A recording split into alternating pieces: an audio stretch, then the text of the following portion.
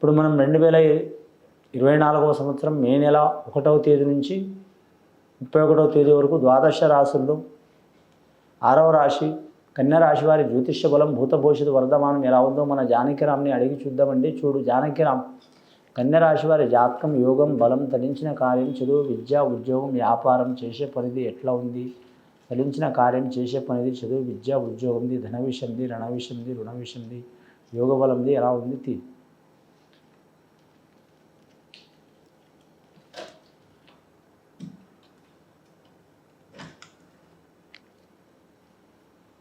కన్యా రాశి వారి జాతకం ప్రకారం చూడాలంటే శంకరుడు వచ్చిండి, భోళా శంకరుడు వచ్చిండు, సత్యనారాయణ స్వామి వచ్చిండు, లక్ష్మీదేవత వచ్చింది, సరస్వతి దేవత వచ్చింది, విఘ్నేశ్వరుడు వచ్చిండు.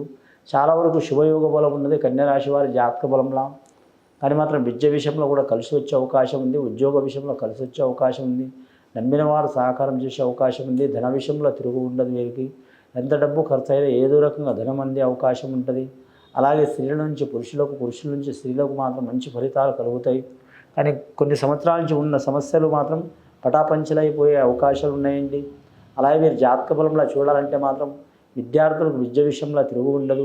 కానీ ధన విషయంలో మాత్రం చాలా జాగ్రత్తగా పాటిస్తారు కాబట్టి వీరి జాతకంలో ధన విషయంలో కలిసి వస్తుందండి. ఆకస్మిక శుభకార్యాలు ప్రాప్తించే అవకాశాలు ఉన్నాయి వీరి జాతకంలో.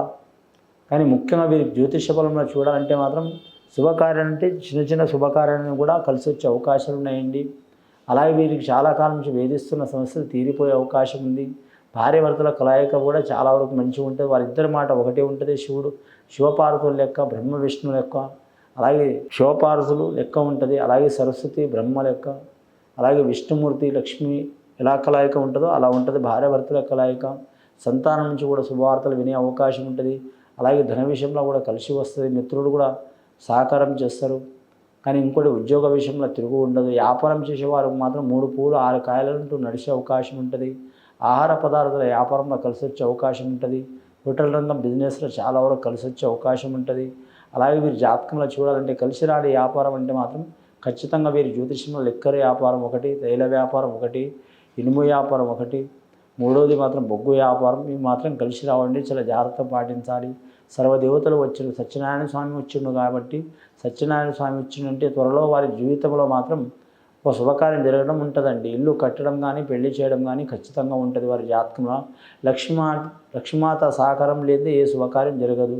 అలాగే సరస్వతి ఆశీర్వాదం లేనిదే ఏ పని కాదు. అలాగే విఘ్నేశ్వరుని సహకారం లేనిదే ఎన్ని ఆటంకాలు వచ్చినా సరే ఆ పని సక్సెస్ అయ్యే అవకాశం ఉందండి. లాస్ట్కి శివుడు వచ్చిండు. శివుడాజ్ఞ లేనిదే చెవైన పుట్టదు. శివుడాజ్ఞ ఉంటే ఏ పనైనా జయమయ్యే అవకాశం ఉందండి. వీరికి విపరీతమైన నరఘోష నరదృష్టి ఉంది కాబట్టి చాలా జాగ్రత్తలు పాటించాలి. వీరి జాతకంలో చూడాలంటే మాత్రం విపరీతమైన నరఘోష నరదృష్టి ఉన్నందువలన ఆంజనేయ స్వామి ఆరాధన చేయడం చాలా మంచిది. 6వ స్థానంలో శని నడుస్తుంది కాబట్టి శుభయోగం ఉంటుందండి. శని అందరికీ చాలామంది అనుకుంటారు శని నుంచి ఇబ్బందులు చిక్కులు చికాకులు ఉంటాయని అనుకుంటారు. కానీ శని నుంచి మంచి కూడా జరిగే అవకాశాలు ఉంటాయండి. శని నుంచి ఎలా మంచి జరిగే అవకాశాలు ఉంటాయంటే అండి, మంచి స్థానంలో ఉంటే కలిసి వస్తుందండి. 3వ స్థానం, 6వ స్థానం, 11వ స్థానంలో శనీశ్వరుడు ఉంటే మాత్రం చాలా వరకు శుభయోగాలు ఉంటాయండి. 8వ స్థానం, అలాగే 4వ స్థానం, అలాగే 1వ స్థానం, 2వ స్థానం, 12వ స్థానం ఉంటే ఇబ్బందులు ఉంటాయండి. కాబట్టి వీరి జాతకంలో ఇప్పుడు 6వ స్థానంలో నడుస్తుంది కాబట్టి చాలా వరకు శుభయోగ బలం ఉంటుంది. స్త్రీలకైనా పురుషులకైనా మాత్రం కలిసి వచ్చే అవకాశాలు ఉంటాయి. గత కొన్ని సంవత్సరాల నుంచి పడుతున్న చిక్కులు చికాకులు కూడా తొలగిపోతాయి. విదేశాలంలో కూడా కలిసి వస్తుంది. బోధన రంగంలో కలిసి వస్తుంది.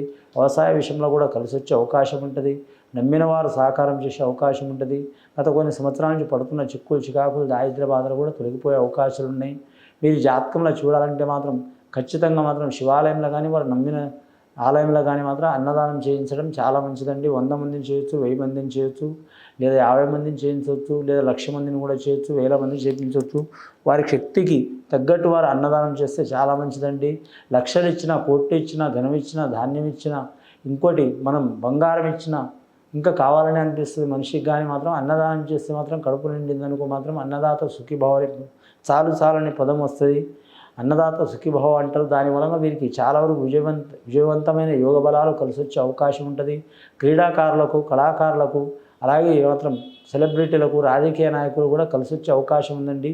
నరదృష్టి అధికం ఉన్నది కాబట్టి నరదృష్టి పోవడానికి మాత్రం ఖచ్చితంగా మాత్రం కలియుగ దైవం వెంకటేశ్వర స్వామి దర్శనం చేయటం, శివపార్వతిని పూజ చేయటం, అలాగే సత్యనారాయణ స్వామి వ్రతం చేయటం చాలా వరకు మంచిది. వీరి పేరు మీద అంశబలం మంచిగా ఉంటుంది.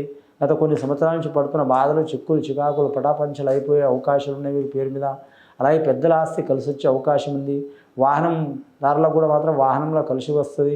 4 చక్రాల వాహనం కావచ్చు, 8 చక్రాల వాహనం కావచ్చు, 2 చక్రాల వాహనం కావచ్చు, 3 చక్రాల వాహనం కావచ్చు, కలిసి వస్తుందండి.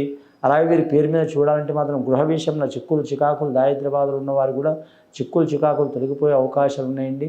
ఖచ్చితంగా వీరు మాత్రం వెంకటేశ్వర స్వామి దర్శనం చేయటం, అలాగే మాత్రం శివుడికి పూజ చేయడం, సత్యనారాయణ స్వామి పూజ చేయడం చాలా వరకు మంచిదండి.